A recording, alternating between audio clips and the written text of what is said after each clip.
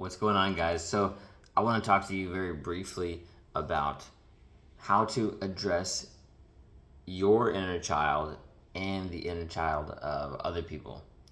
So, I'm going to make this super quick because I've talked about the inner child a little bit before. Basically, it's the little you, right? Like little kid you, maybe the one who is very free and creative, and maybe got suppressed a little bit growing up. This doesn't happen for everybody, but for some people, there's certain ways that maybe the inner child felt, like neglected, or people told them that maybe they couldn't be this certain thing for their life or career or purpose. Like maybe they should do this instead, right? Like they sort of sucked the creativity out of them. I know that was a little bit true for me. Um, and so the reason I want to bring this up is because sometimes the inner child actually comes out in situations. For example, when you're in an argument with someone, and I don't necessarily mean like you're like fighting and it's like toxic or weird. Like I just mean like you're maybe disagreeing with someone and you get emotional, right? Or when somebody gets emotional, that's when their inner child comes out, and they allow it to, they react in the conversation rather than just calmly respond. And I think that's one of the best examples, right? Is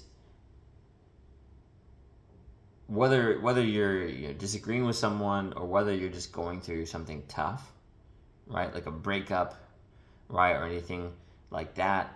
Like rather than just reacting emotionally, that's really the key behind all this, right? Is like rather than reacting emotionally, this part of the inner child, outside of the potentially suppressed, neglected, or like uh, the one that has the creativity sucked out of them.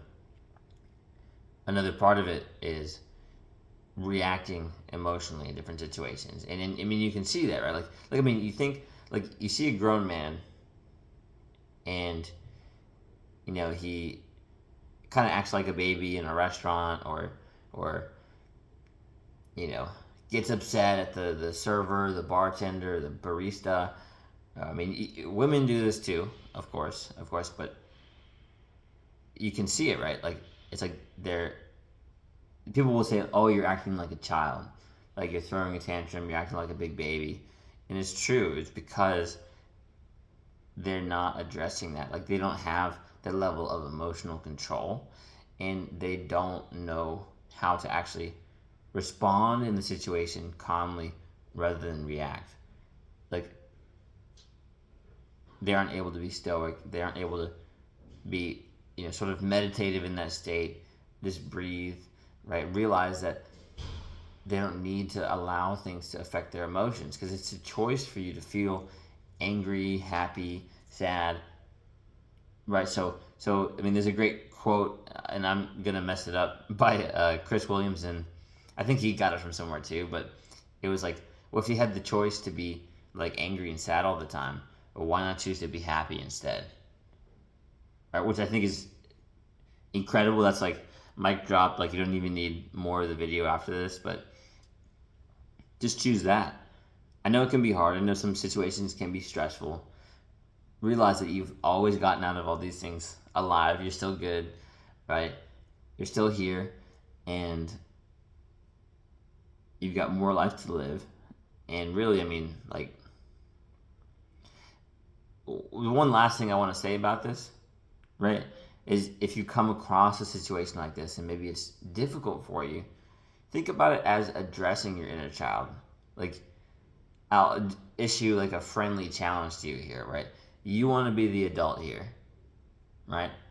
And you don't want people to see you as a big baby or like you're acting like a child, right? So be the mature, responsible, cool guy, right? Address your inner child. But like imagine like there's a kid, they're upset, maybe they're throwing a tantrum, or maybe they're just like crying, or they want to respond in a weird way. instead of like fighting with them or anything like that, just imagine that you were there for them, right? Like, imagine basically walking up to your inner child and, you know, putting your hand on their shoulder or hugging them and just letting them know, like, hey, it's okay. It's okay. I got this. And it lets them know, like, hey, like, I don't need your help here. Like, thank you. Thank you for trying to protect me, right? Like, that's a great example, right? Like, the emotions and things are coming up because they're trying to protect you, especially if it's like a, you know, a breakup or something like that, right? Like, they're trying to protect you. Like, it's like they have good intentions, that inner child, right? But you can just let them know, like, hey, like, I'm all grown up now. I'm still learning, but I got this, right? Thank you for trying to protect me. And I think that's going to be super helpful for you if this is something that you ever struggle with at all. Um, the inner child's obviously like a really cool concept. I mean, it's real. But, anyways, that was a bit of a tangent, and I hope this helps. This is a short video on inner child, how it works, and how it can help you grow. You got this, man.